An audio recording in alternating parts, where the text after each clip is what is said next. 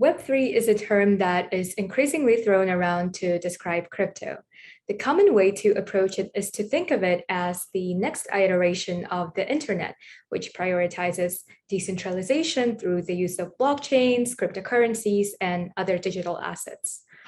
Who better to go to decode this terminology than Dr. Adam Back, the famous cryptographer known for his research on distributed systems? You might know him from the Bitcoin white paper, where he was cited by the anonymous creator of Bitcoin, Satoshi Nakamoto.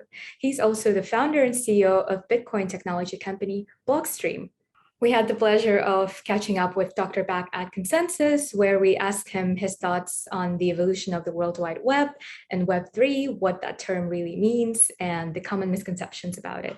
Very few people seem to be able to define what Web3 is. You ask them what Web3 is, a lot of words come out, but it's not clear what it is. Effectively, it seems that what they're saying is that you should be able to use a crypto token to authenticate to a website. And there are sort of single sign-on protocols that use cryptography that don't need tokens. So the connection seems pretty tenuous. They may mean tokenomics, more ICO, like a second wave of ICOs, probably that's what they're trying to get to.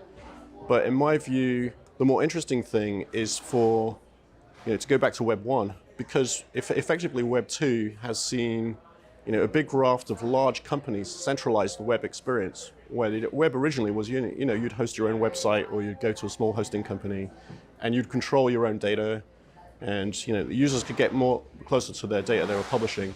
So I think, I would say that going back to Web 1 plus Bitcoin micropayments, Bitcoin related or, cryptographic sign-on that's more secure than passwords and having more control of your data. Because the problem that people are seeing is also deplatforming risk from the big social media companies, which have centralized the web experience. So it's certainly interesting to decentralize it, but I would say, I think it's more logical to see it decentralized using decentralized technology than see it tokenized and centralized around, ICO-like things.